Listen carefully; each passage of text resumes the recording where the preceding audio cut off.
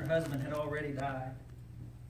She finally had gotten through that ordeal, but at least she had a son to rely on. At least she had a son that she could talk to. Only now, it appears that he's also gone as well. From all accounts, her life, as it were, as we would consider living in that time, was pretty much over.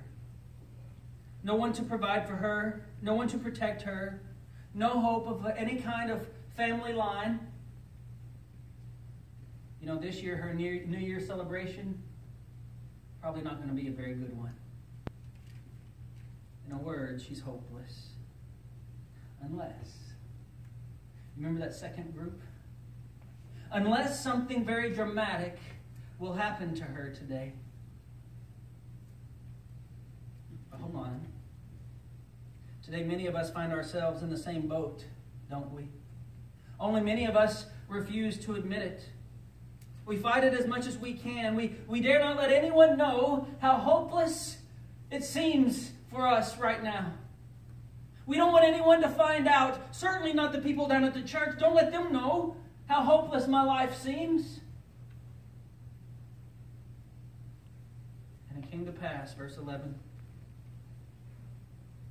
The day after that he went into a city called Nain. Many of his disciples went with him, and much people. Now Nain is about 6 miles away from Nazareth. It's about a full day's journey from Capernaum. And so the townspeople arrive. They now come to the home of the lady. And she begins leading this little group. You guys with me? Yeah. She begins leading this little group, carrying the bagpipes, carrying the cymbals, carrying the different things, all dressed in black, all weeping, all crying, as was the case in many Jewish funerals, all crying as they walked with the son a few paces behind, being carried in the coffin. When you see the word beer there, B-E-I-R, you're looking at the word coffin. So Jesus comes to the gate. And as Jesus' group meets with this lady's group, I want us to take notice of something. Jesus doesn't focus on the dead boy. His focus is not on that which is already dead. His focus is on the lady. Notice what it says in verse 12. Now when he came nigh to the gate of the city, behold, there was a dead man carried out, the only son of his mother. Notice this, and she was a widow. Much people of the city was with her. And when the Lord saw her, he had compassion on her, and he said to her, don't cry. King James, weep not. Don't cry. The compassion of Christ was not with the boy, but was with the woman. He sees her as she is, with no husband, with no son, and apparently hopeless. And I want us to see something. She is an exact physical example of the people Christ came to seek and to save. She is a physical example of someone who is hopeless and in need of Christ. Look back at Luke chapter 4. Everyone hold your finger here. We're coming back to it. But look back at Luke chapter 4 at verse 18. Jesus standing before the group that is gathered there in the temple. In verse 18 he says, the Spirit of the Lord is upon me, quoting from Isaiah, because he hath anointed me to preach the gospel to the poor. He has sent me to heal the brokenhearted. This woman is the perfect physical example for someone who's in need of the great physician. Today is the worst day in her life. See, a child is supposed to be buried by his mother. It's not supposed to be the other way around. So she's completely shattered. And her future is totally hopeless. And the people who are walking behind her, The ones carrying the coffin have no idea just how terribly lonely, miserable she is, and how she will always be this way. You guys still with me? Yeah.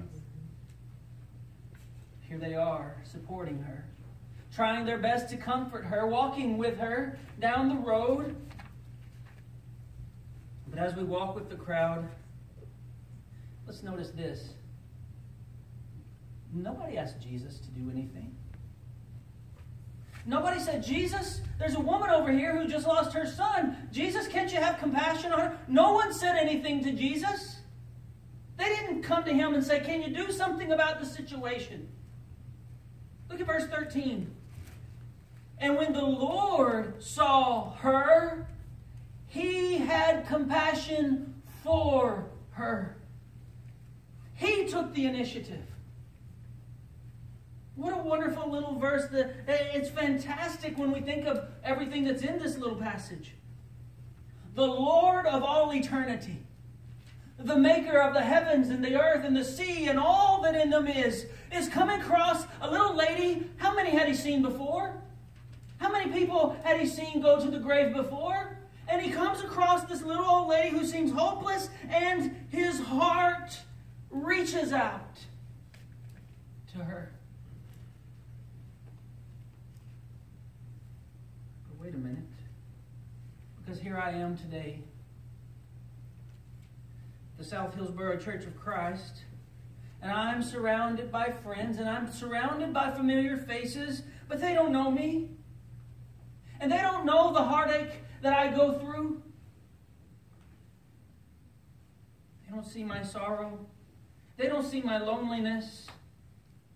And I want to say this, if that is you today, the Lord sees you. And his heart goes out to you. The poet once wrote this, standing somewhere in the shadows you'll find Jesus. He's the only one who cares and understands. Standing somewhere in the shadows you will find him, and you'll know him by the nail prints in his hands. Notice what he says to her next. Don't cry. What? What did you say? Don't cry. Excuse me, just who do you think you are again? In the middle of the street, you have a man who has stopped a whole caravan of weepers. A whole line of mourners has stopped. The dirge is still barely playing, but now they're starting to even stop the music, if you will, because something's going on. There's a commotion.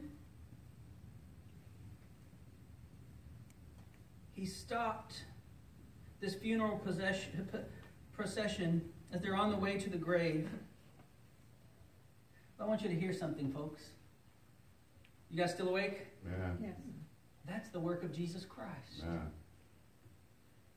To stop people on the road to the grave and offer them hope. To tell them, don't cry because everything is not lost. He is the only one who can. You see, if it had been me who said that, don't cry.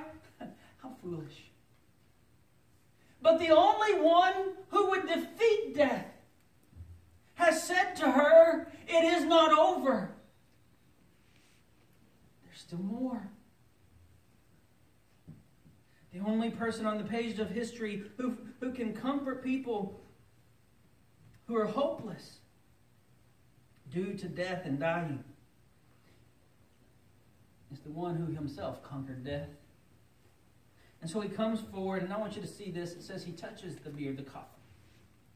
He touches the coffin. Do you understand that for a Jewish person to touch a coffin, it makes him ceremonially unclean for the next 7 days?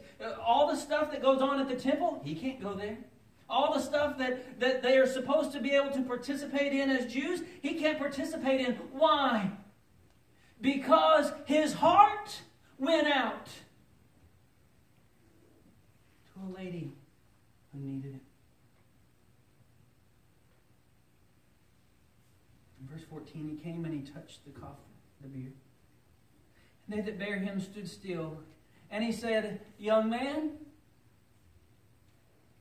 arise.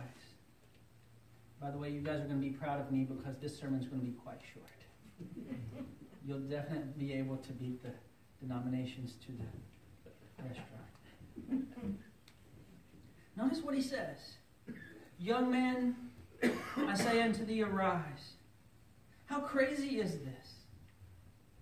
How silly it must have seemed for all those people standing around. I don't know if it seemed silly to the people following Jesus or not.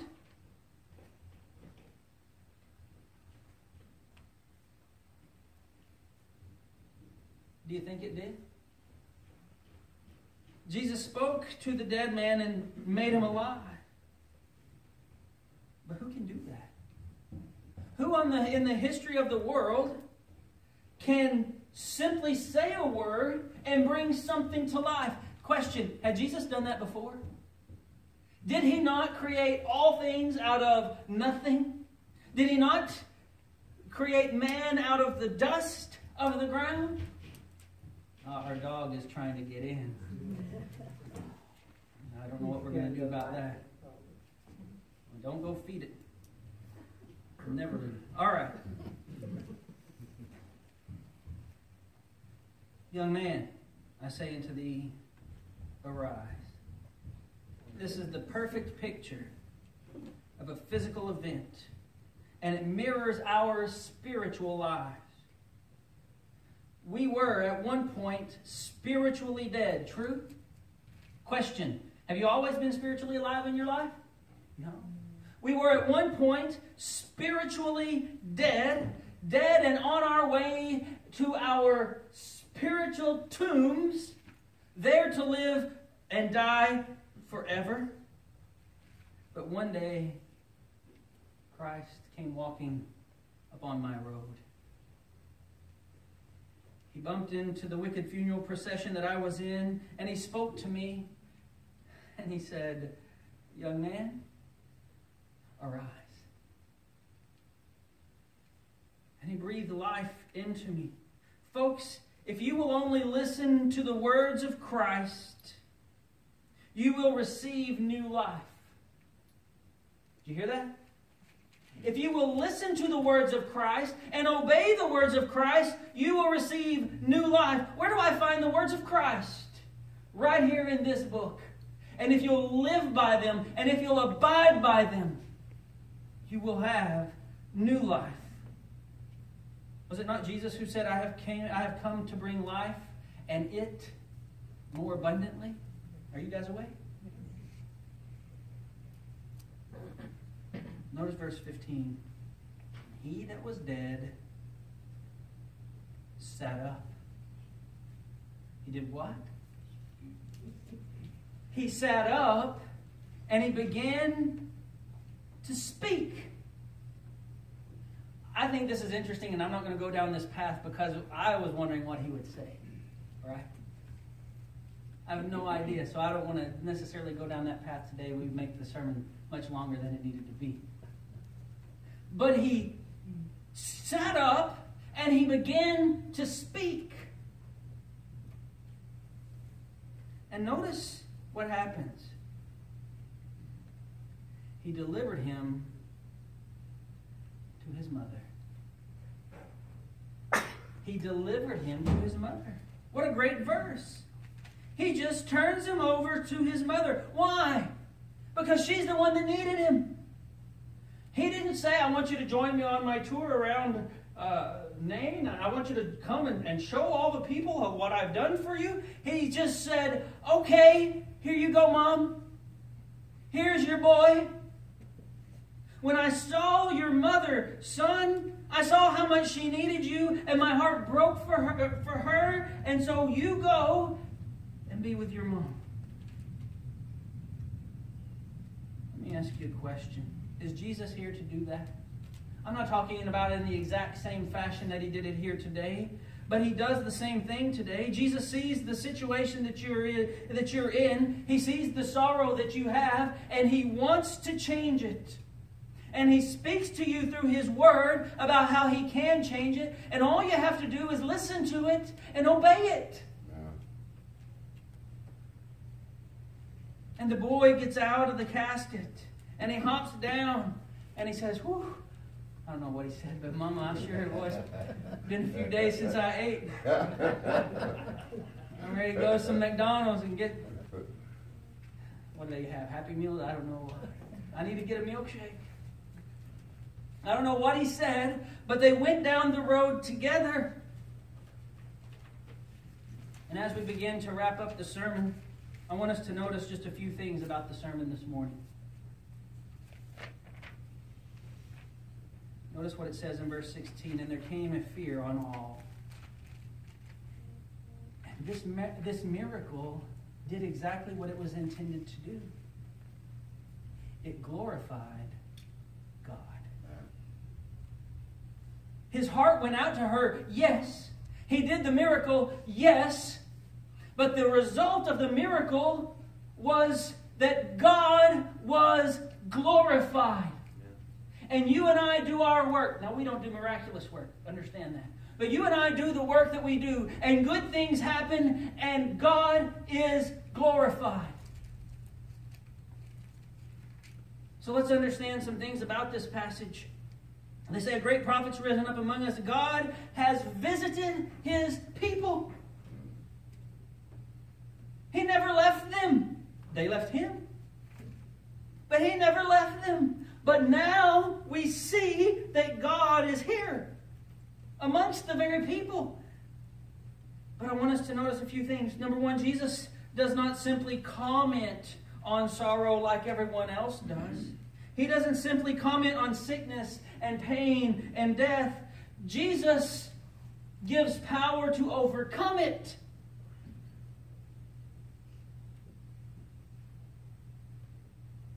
Jesus hears the cry also of those who are in sorrow. He hears his children when we cry. Have you ever laid down at night and you've been so distraught about whatever it is, you don't even know what you're supposed to say? God knows. God knows. Jesus is a loving comforter. He has the victory over death. Because of his death, he gives me comfort.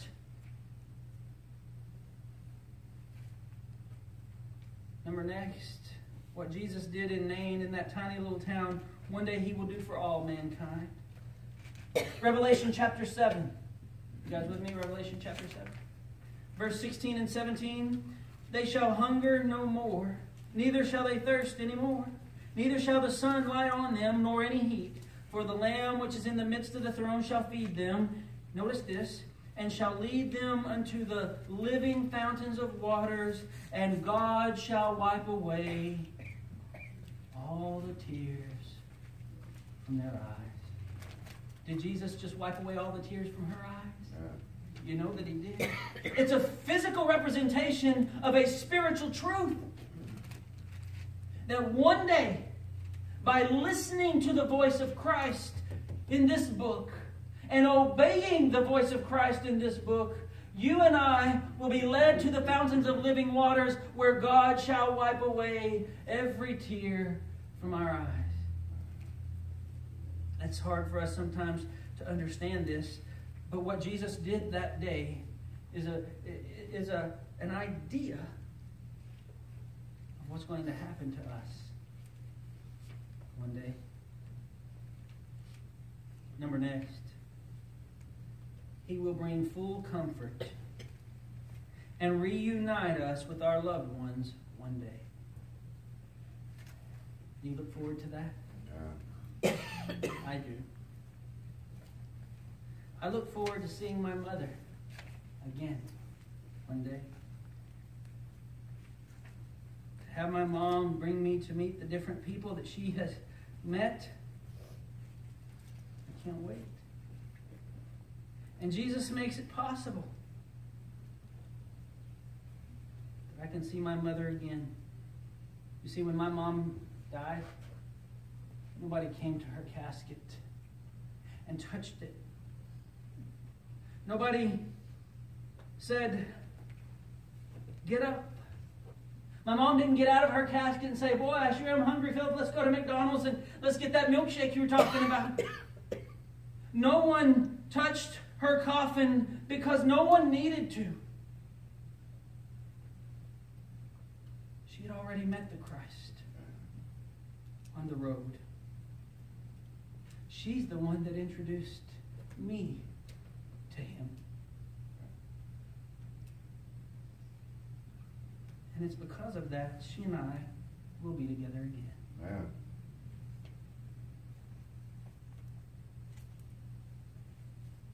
Jesus said to her, "Linda," you understand he didn't really say that. But He said, "I am the way, the truth, and the life. He that believeth in me, though he were dead, yet shall he live. And whosoever liveth and believeth in me shall never die." And she believed it. And she obeyed it.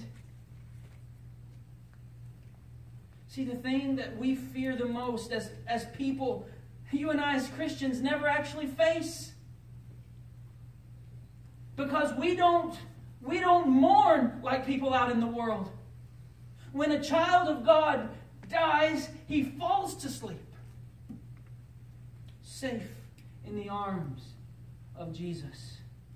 And he wakes up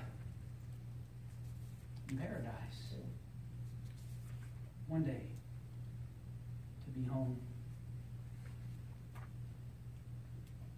I want to ask you a question. Is this you this morning? If it's not, I need to ask you, and I mean this in all humility, and I mean this in all sincerity. If you're not a child of God, how do you sleep at night? How do you fall asleep knowing that if you never wake up the next day, you won't be in heaven? Does it not bother you? I pray to God, and I hope you don't think that I'm mean when I say this, but I pray to God that you don't get another week's sleep until you make yourself right in the eyes of God.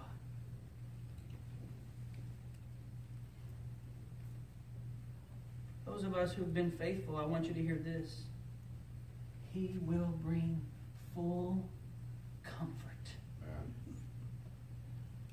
as He reunites us with those who have gone before. And I've said it before, and I'll say it again. I don't have a death wish. I'm not saying that I really want to die right now, but I can tell you this. I want to go to heaven. Because there's a lot of people there that I miss. I look forward to it. And Jesus makes it possible. He does the same for you. Every person who comes, whether poor or halt or lame or blind, every person who comes to Jesus, Jesus says, "I will set you free." Why? How? How? Because of His cross.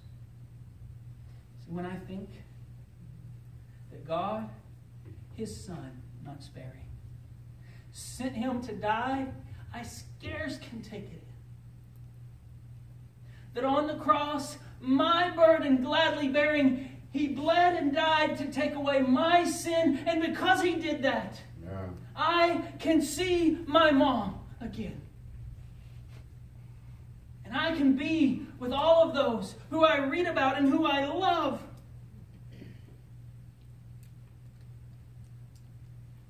And you can too. So the question I leave you with this morning is this. Are you in His family? Have you put yourself in the arms of Jesus? Have you placed yourself under His care? How do you know? How do you do that? Let me walk you through the process. It's very simple. Believe that Jesus Christ is the Son of God. Repent of your sins.